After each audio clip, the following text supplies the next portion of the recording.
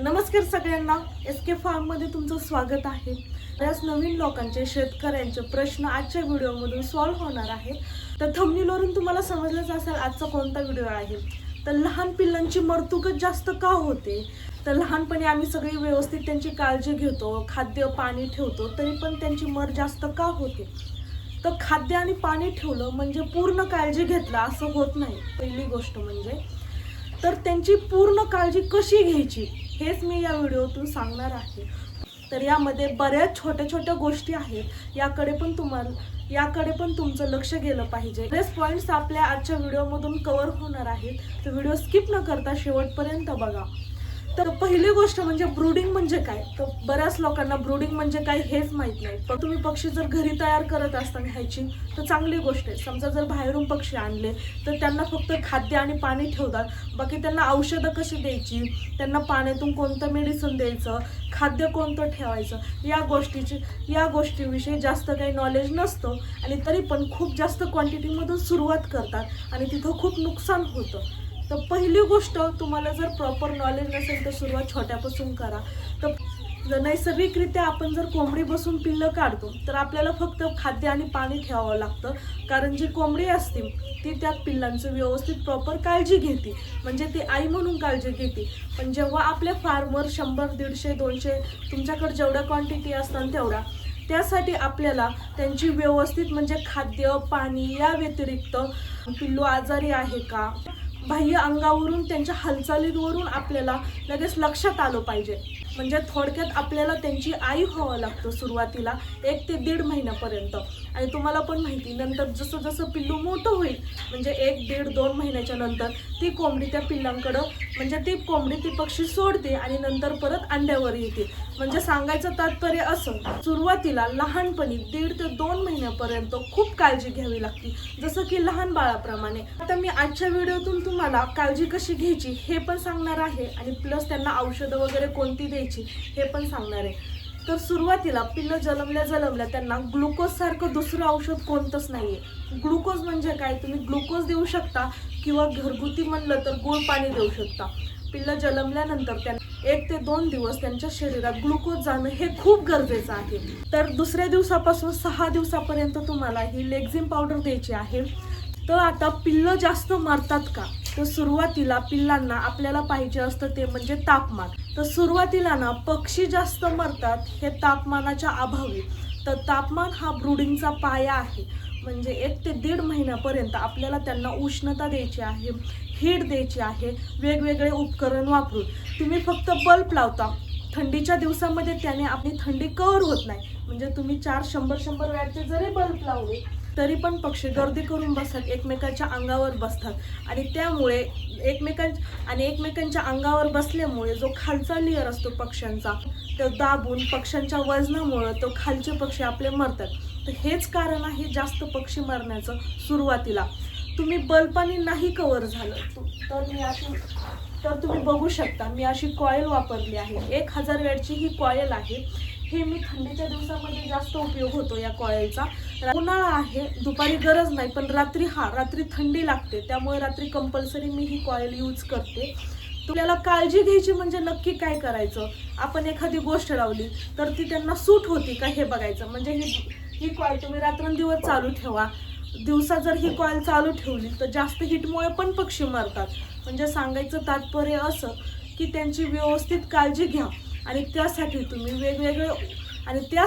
वेगवेगळे उपाय करा। तर सगळ्यांना माहिती आहे बेसिक लसीकरण लासोटा आणि गंबोरा याचं लसीकरण आपल्याला करून घ्यायचं आहे। हे लसीकरण तर बरेच शेतकरी हे लसीकरण फक्त एकदाच करतात आणि नंतर म्हणजे पक्षी जेव्हा 1.5 महिन्याचा 2 महिन्याचा झाला आणि मर व्हायला लागली की त्यांच्या लक्षात येत नाही की कशामुळे होते। फक्त ते म्हणतात आम्ही लस दिली आहे टायमिंगला वगैरे, तरी पक्षी का मरतात। पण जसं ते लस दिली त्याचा परिणाम आपल्याला 2-3 महिन्यापर्यंत नाही दिसणार ना। तर आपल्याला लासोटाचा बूस्टर डोस द्यायचा आहे 21 दिवसाच्या आणि 28 दिवसाच्या आतमध्ये।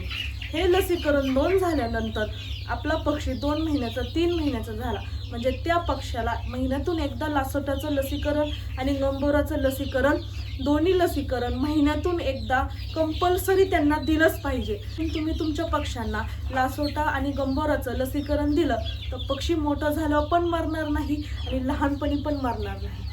तर आता लसीकरण लासोटाचं कधी करायचं हे मी तुम्हाला पहिलं सांगितलेलंच आहे.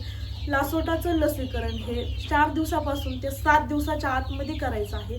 7 दिवसाच्या नंतर लेट झाल्यानंतर ते लसीकरणाचा जास्त इफेक्ट आपल्या पक्ष्यांवर होत नाही, कारण तोपर्यंत आपल्याला कळत नकळत आपल्या पक्ष्यांना त्या रोगाची वगैरे लागण झालेली असते. आणि तुम्हाला तर माहितीच आहे, एका पक्ष्याला झाली ते सगळ्या पक्ष्यांना नंतर व्हायरल इन्फेक्शनने होते. त्यामुळे या छोट्या छोट्या गोष्टी लक्षात येणं खूप गरजेचं आहे. जेव्हा तुमची सुरुवातच असते तर नवीन लोकांच्या ह्या गोष्टी लक्षात येत नाही. तर आता मी सगळे औषधं कसे द्यायचे हे सांगितलेलंच आहे, त्यामुळे इथं काही सांगत नाही. फक्त मेन कारण सांगते की आपले पक्षी का मरतात. तर पहिली गोष्ट झाली टेम्परेचर. तुम्ही औषध 1 दिवस लेट दिलं तरी चालेल, लसीकरण नाही फक्त औषधं जे वायमिरल वगैरे असतं त्याला लेट झालं 1 दिवस तरी चालेल, पण तुमचं टेम्परेचर हे मेंटेनच राहिलं पाहिजे. यामध्ये कुठलीही चूक होता कामा नये, कारण टेम्परेचर कमी असल्यामुळे जास्त मरतात आणि टेम्परेचर जास्त झालं तरी पण आपले पक्षी उन्हाळ्यामध्ये जास्त मरतात. तर आपल्याला या दोन्ही पण गोष्टी मेंटेन करता आल्या पाहिजेत. जास्त गरमी झाली तरी आपल्याला उपाय करता आलं पाहिजेत आणि जास्त थंडी झाली तरी आपल्याला ते टेम्परेचर हीट मेंटेन करता आली पाहिजे. तर सुरुवातीला तर सगळ्यात महत्त्वाची गोष्ट म्हणजे आपले पक्षी मरण्याचं कारण म्हणजे पहिलं कोणतं, टेम्परेचर, वातावरण. आता माझे पक्षी तुम्ही बघू शकता व्यवस्थित खाद्य वगैरे खात आहेत, पाणी पित आहेत, म्हणजे त्यांना हे टेम्परेचर त्यांना योग्य आहे, चांगलं आहे.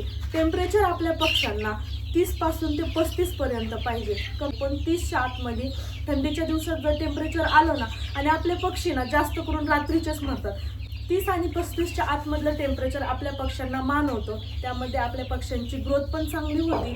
टेम्परेचर एकदा त्यांना मानवलं की हळूहळू आपले पक्षी नॅचरल रुटीनमध्ये पण येतात. म्हणजे हळूहळू आपण जर टेम्परेचर जसं ते मोठं होतील तसं टेम्परेचर कमी केलं तरी पण ते त्यांना सूट होतं. एकदम टेम्परेचर कमी करू नका. एकदम जर तुम्ही म्हणजे एका दिवशी 4 बल्ब लावले आणि आता तुम्हाला वाटलं की आता आपले पक्षी मोठे झालेत आणि एकदम ते बंद केलं तरी त्या पक्ष्यांना सवय नसती. म्हणजे हळूहळू कमी करा, जास्त परिणाम आपल्या पक्ष्यांवर होणार नाही आणि त्यामुळे आपले पक्षी पण मरणार नाही. तर बऱ्याच लोकांची मला कमेंट आले की ही कॉईल कुठून आणली आहे, किती प्राइस आहे या कॉईलची. ती भिगवणमधून आणली आहे, इंदापूर तालुका इथे. 2700 रुपये एवढी ह्या कॉईलची किंमत आहे. तर 1000 वॅटची ही कॉईल आहे, त्यामुळे ही बरीच हीट आपल्या पक्ष्यांना देते आणि त्यामुळे या कॉईलमुळे खरं तर ही कॉईल घेतल्यापासूनच माझे पण पक्षी मरायचे कमी झाले आहेत. म्हणजे सुरुवातीला माझ्याकडून पण नुकसान होत होतं. म्हणजे मला पण समजत नव्हतं पक्षी का मारतात. माहिती होतं की टेम्परेचरमुळे मारतात, कोणाला पण समजतं, कारण पक्षी एकमेकांच्या अंगावर बसलेत म्हणजे ते थंडी लागत आहे त्यांना. पण मला वाटत होतं की मी बल्ब लावले तरी पण असं का.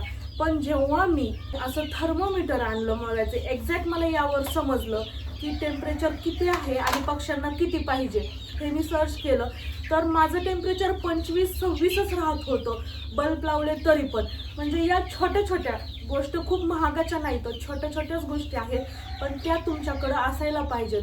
तुम्ही जर सुरुवात करत असताल तर सुरुवातीला या गोष्टी तुमच्याकडं असायलाच पाहिजे, कारण यामुळे खूप नुकसान कमी होतं. आता हे थर्मोमीटर घेतले तेव्हापासून मला समजतं टेम्परेचर जास्त झालं तरी मला लगेच कळतं आणि कमी झालं तरी लगेच कळतं आणि त्यानुसार आपल्याला उपाय करता येतात. तर दुसरी गोष्ट लसीकरण. मी तुम्हाला सांगितलं आहे लसीकरण कधी करायचं, कसं करायचं. त्यानंतर येतं पाणी. तर पाणी स्वच्छ द्यायचं, सगळ्यांना माहिती आहे, कारण 90% आजार असे आहेत जे पाण्यातून पसरते. कारण एखाद्या पक्ष्याला रोग झाला, त्याने जे पाणी पिलं आणि तसंच दुसरं पक्षी पाणी पितो, कारण सगळ्यांमध्ये आपण 1 किंवा 2च पाण्याचे भांडे ठेवत असतो. म्हणजे सांगायचं तात्पर्य की सगळ्यांना सेपरेट नाही आहे. त्यामुळे व्हायरल इन्फेक्शन होतं. एखादा रोग एखाद्या पक्ष्याला झालेला असेल तर तो पाण्यामार्फत, खाद्यामार्फत दुसऱ्या पक्ष्याला होतो, जास्त पाण्यामार्फत होतो. त्यामुळे पाणी पहिलं तर स्वच्छ ठेवा. पाण्यामध्ये वॉटर सॅनिटायझर वापरा तुम्ही.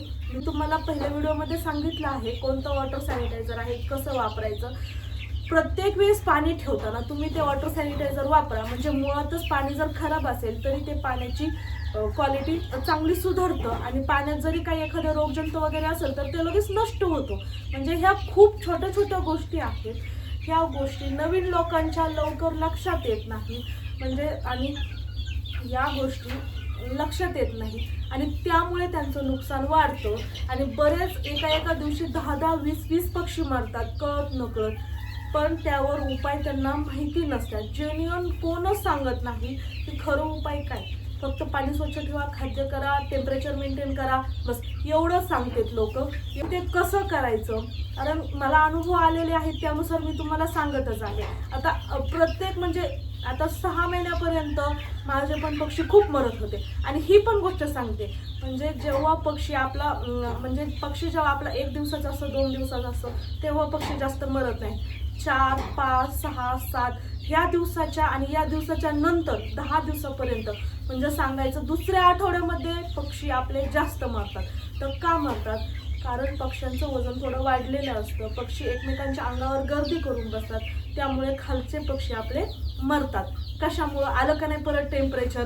त्यामुळे तुम्ही वातावरण त्यांना मेंटेन करा. आता आपली कोंबडी असते ते आपल्या पंखाखाली ते आपल्या पक्ष्यांना पंखाखाली घेऊन बसते, त्यामुळे ते पक्षी सुरक्षित राहते.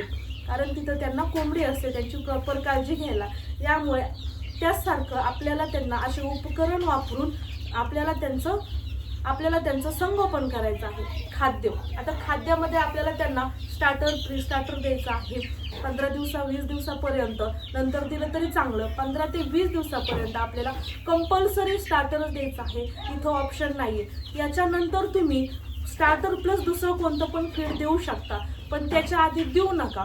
कारण पोल्ट्री फीडमध्ये पौष्टिक वगैरे घटक असतात आणि ते आपल्या पक्ष्यांना मानवतं चांगलं. त्यामुळे तुम्ही स्टार्टर प्री स्टार्टरच द्या. मक्याचा भरडा वगैरे तुम्ही 8-10 दिवसानंतर द्या.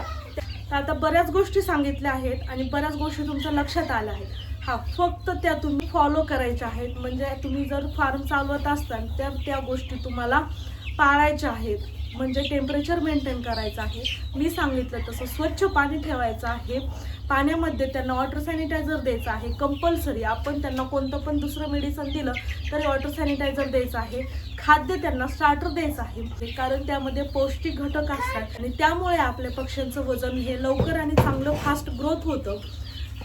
थंडी असेल तर थंडीच्या दिवसामध्ये आपल्या पक्ष्यांना कोमट पाणी द्यायचं आहे. म्हणजे बऱ्याच गोष्टी, म्हणजे सिजनेबल बऱ्याच गोष्टी आहेत. उन्हाळ्यामध्ये आपल्या पक्ष्यांना जास्त थंड होईल याची काळजी घ्यायची आहे आणि हिवाळ्यामध्ये त्याच्या ऑपोजिट म्हणजे थंडी असते, त्यामुळे थंडीपासून संरक्षण करायचं आहे आणि उन्हाळ्यामध्ये त्यांचं हीटपासून संरक्षण करायचं आहे. कधी पक्षी हीट स्ट्रोकमध्ये जाऊन पण पक्षी बरेच मरलेले आहेत, म्हणजे मरत आहेत. आता तर उन्हाळा आहे, त्यामुळे व्हिडिओ जर आवडला असेल तर व्हिडिओला लाईक करा, जास्तीत जास्त लोकांपर्यंत शेअर करा, जेणेकरून आपल्या लहान पक्ष्यांची काळजी कशी घ्यावी हे त्यांच्या लवकर लक्षात येईल. आणि आपल्या चॅनलला, आणि जे कोण नवीन असेल तर आपल्या चॅनलला सबस्क्राईब करून ठेवा, कारण यासारखे बरेच व्हिडिओ इन्फॉर्मेटिव्ह आपल्या चॅनलवर येत असतात. तर भेटूया उद्याच्या नवीन व्हिडिओमध्ये. तोपर्यंत आपल्या चॅनलला सबस्क्राईब करून ठेवा.